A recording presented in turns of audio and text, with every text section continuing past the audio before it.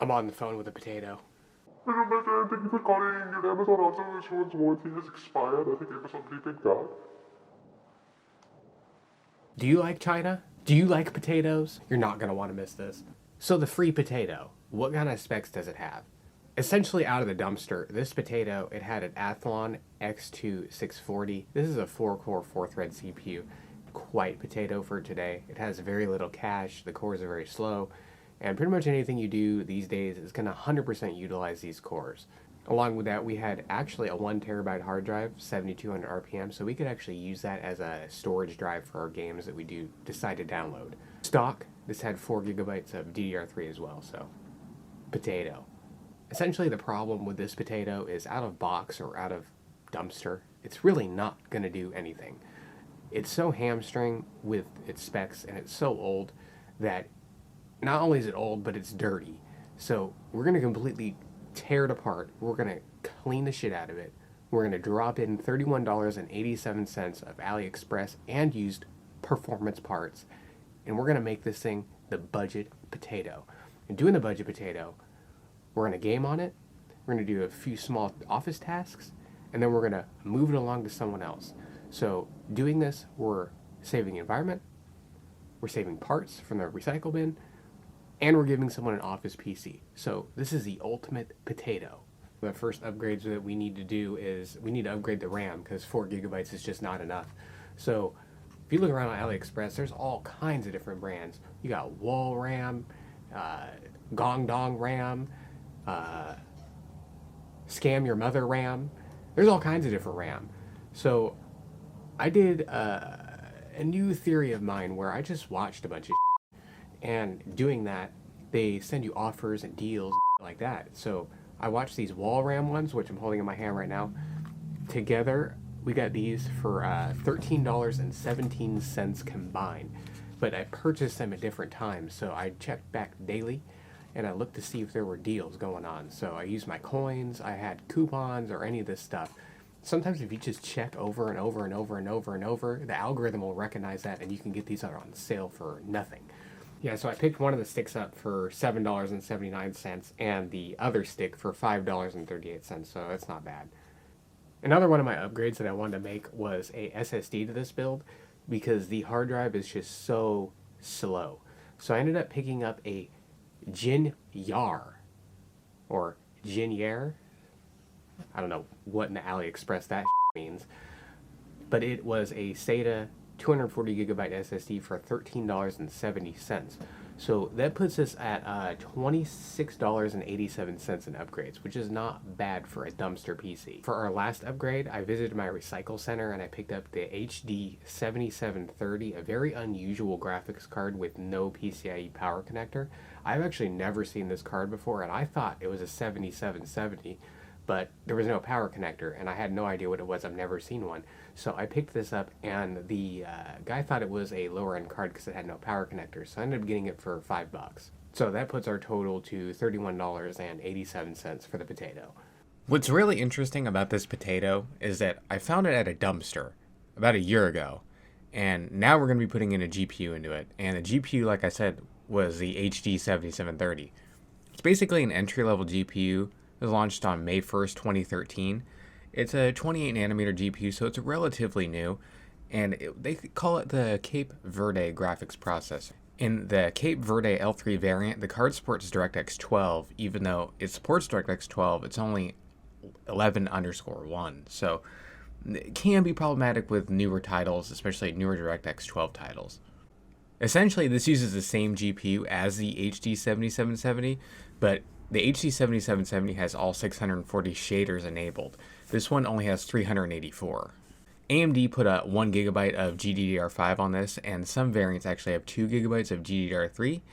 You wouldn't want the 2 gigabyte variant because that will severely limit our gigabits per second. The GPU out of box operates at 800 megahertz, however we overclocked it to 865 megahertz, and the memory is running at 1125 megahertz stock, and we overclocked that to 1465 megahertz. Being a normal single slot card, the HD 7730 doesn't actually have a power connector, so it's only rated for 47 watts. On our MSI variant, we do have a dual slot design, but there isn't actually anything on the second slot. It's just there because of the cooler. All of this is happening on PCI 3.0, and it was only launched at $59.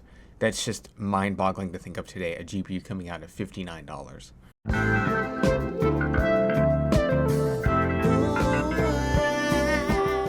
Here's our motherboard. There's really nothing particularly special about this motherboard. It's very basic.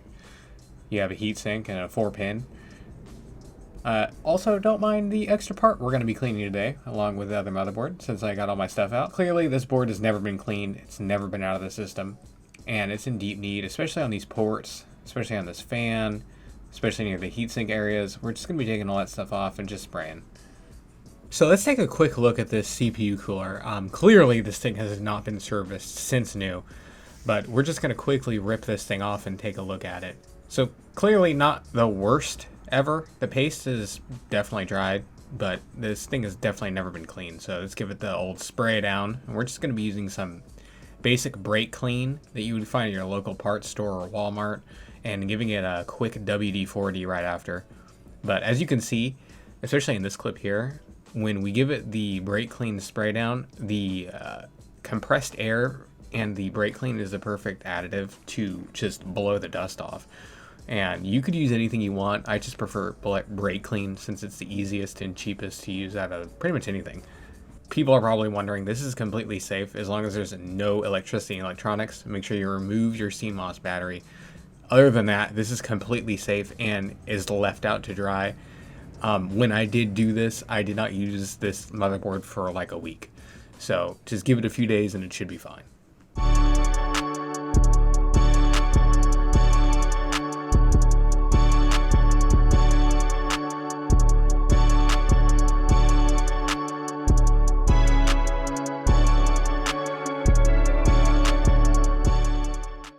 Take a look at our naked HD 7730 here. I already took it apart.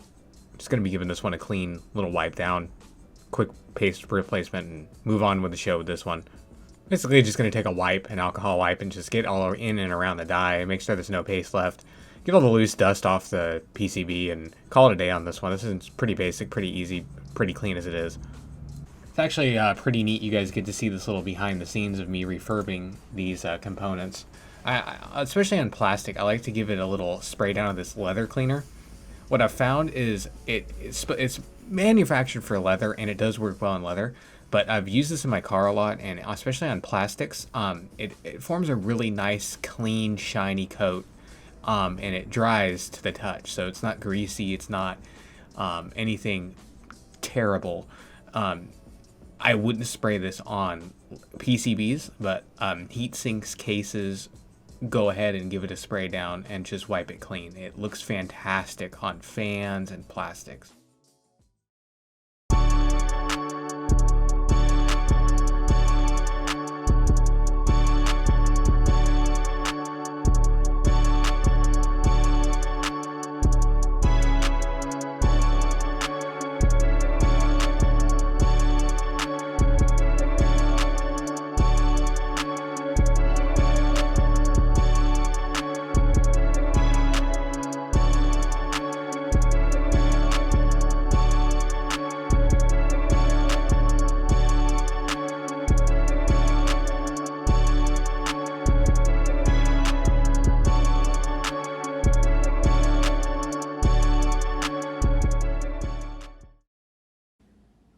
We've got the potatoes, first post.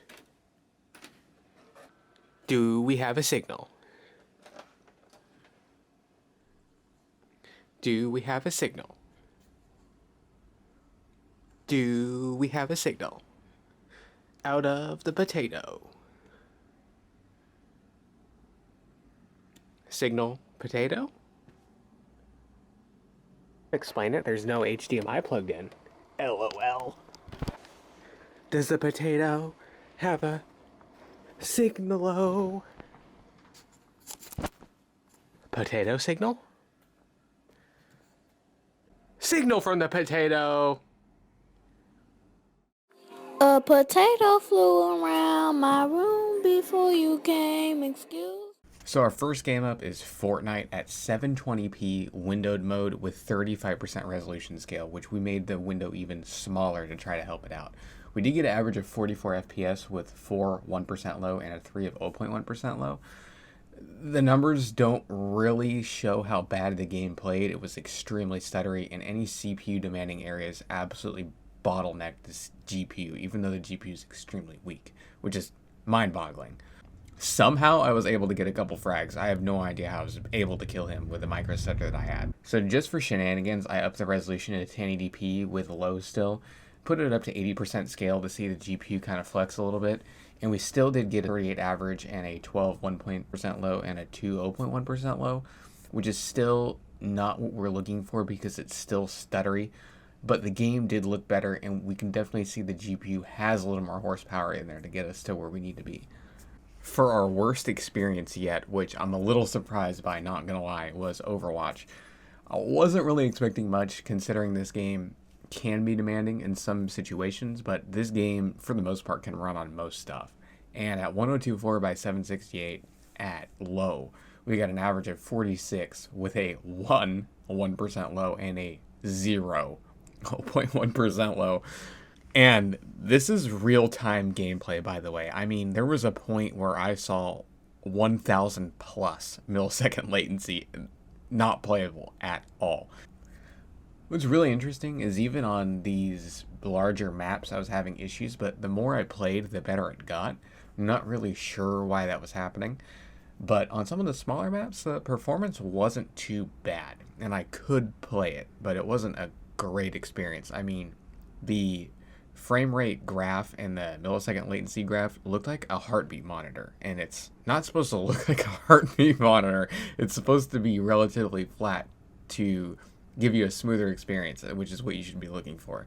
But the potato is unfortunately meeting its match.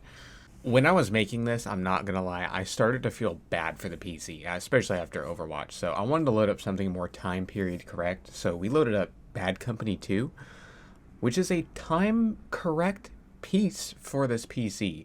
At 1080p medium, we ended up getting a 49 average, 10 1% low, and a 1 0.1% low. That one number was actually when I was loading into the game, so take that with a grain of salt because the game was on a hard drive.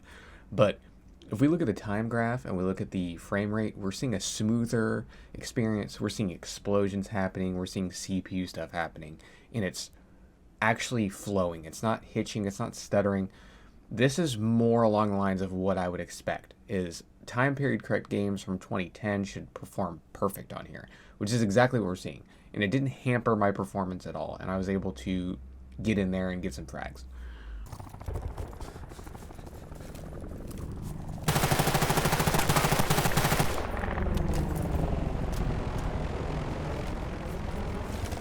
On American Truck Simulator, I had to back up and hold up, let him cook, because this one blew my socks off.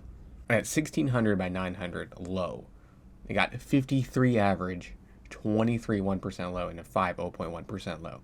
So remember, this is going to be a mix of city and highway driving. In the city, we were getting 40 and 50, and on the highway, we're getting like 90. So I wanted to do a nice mixture to give it a fair benchmark. What's crazy about this is the performance of it. I cannot believe how well this handled this game. We're seeing the CPU not being utilized 100%. We're seeing the GPU going up to 80, 90%.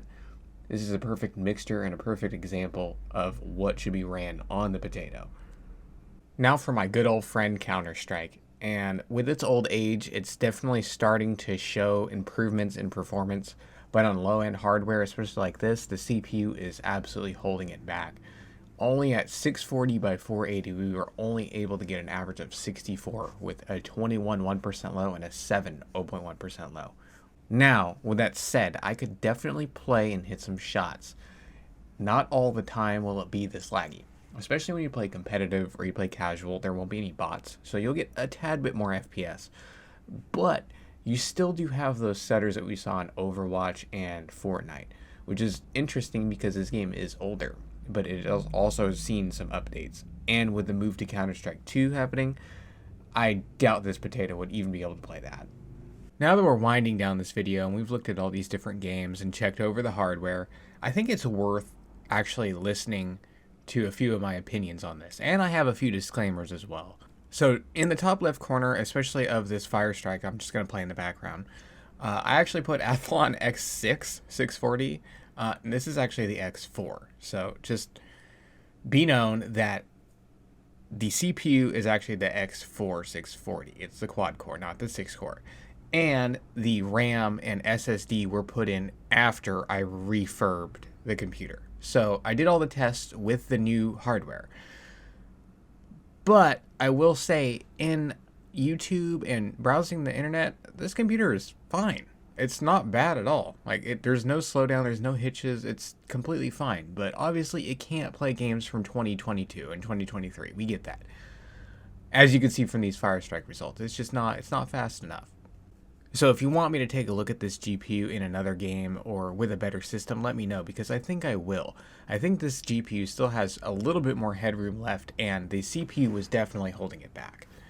And it is worth noting, almost all these games were on a slower 1TB hard drive, so the 1% low will be affected by that, but obviously the CPU isn't even fast enough for that to make a difference. And all the videos were actually recorded on a stationary Elgato away from the computer, so there's no effect to the performance with the recording. But I will say though, especially with American Truck Simulator and some Counter-Strike a little bit in there, I definitely was impressed this CPU could even load the game itself. Playing it, well, that's a different story, but just opening it and even being able to run around in the map is quite impressive for especially a CPU with this old of an architecture. I did have quite a bit of fun though refurbing this PC, and this is definitely a sneak preview into what's more to come to the channel again, is that budget hardware revitalization is still alive, and it's going to be coming back, and I still want to do that stuff, so just keep an eye out for that stuff. I really want to thank everybody that's actually stuck around through these videos and through the tough times that we've had around here on the channel. I hope you guys are really enjoying this potato performance crap, because this is the stuff that I used to always do. And we're slowly getting back into the swing of making potatoes and flipping potatoes and just being in the used budget potato scene. So just give me some time, give me some creativity ideas, and I'll be coming to you guys with videos all the time. I've got my budget set up completely now. I've got my camera set up, I have a new mic, I have all kinds of new stuff that I plan on bringing to the channel and just spicing up the potato life, because I love potatoes. I don't know about you guys, I love potatoes. I love eating potatoes, I love playing on potatoes, I love building potatoes. Potatoes are what makes shit fun. Because right now, I'm gaming on a 1063 gigabyte, and it's fine. My expectations are low. I don't need the best in the world, or the best at this, or the best at that to play games. I just want to be able to play. It's always been that way for me. So I hope you guys enjoy this content, and if you have any comments or suggestions, give them to me. Maybe you guys have a potato idea that you've seen so far, or something else before I sell the PC.